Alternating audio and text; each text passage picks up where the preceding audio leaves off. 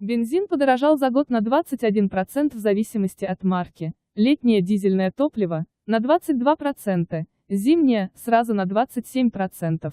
По итогам 2017 года производство продуктов нефтепереработки достигло в стоимостном выражении 709 миллиардов тенге, на 14,2% больше, чем годом ранее.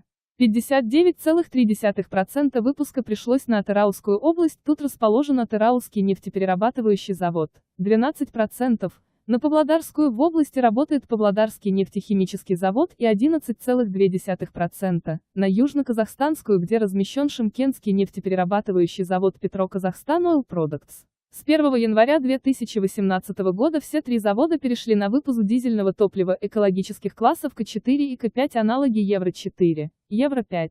Ранее с июля 2017 года Шымкентский нефтеперерабатывающий начал выпускать высокооктановый бензин экологического класса К4 и К5.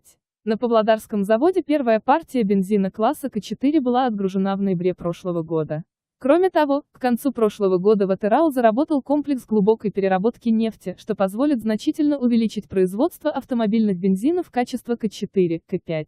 Напомним, импорт и производство нефтепродуктов экологических классов К2, К3 с 1 января 2018 года на территории Республики Казахстан запрещены, за исключением опытно-промышленной партии. Однако топливо класса К2 можно использовать до полного освобождения от него нефтебаз и АЗС. В натуральном выражении выпуск бензина вырос за 2017 год на 4,2%. Выпуск дизельного топлива, напротив, сократился на 6%. Министр энергетики Казахстана Канат Базумбаев высказался за необходимость строительства в республике 4-го нефтеперерабатывающего завода. В настоящее время вопрос изучает рабочая группа. По прогнозам Минэнерго, примерно к 2022 году возникнет необходимость в увеличении импорта нефтепродуктов. К этому времени 4-й завод уже должен быть построен. Подготовка планируется в текущем году. В 2019 году в планах привлечь инвестора и приступить к строительству.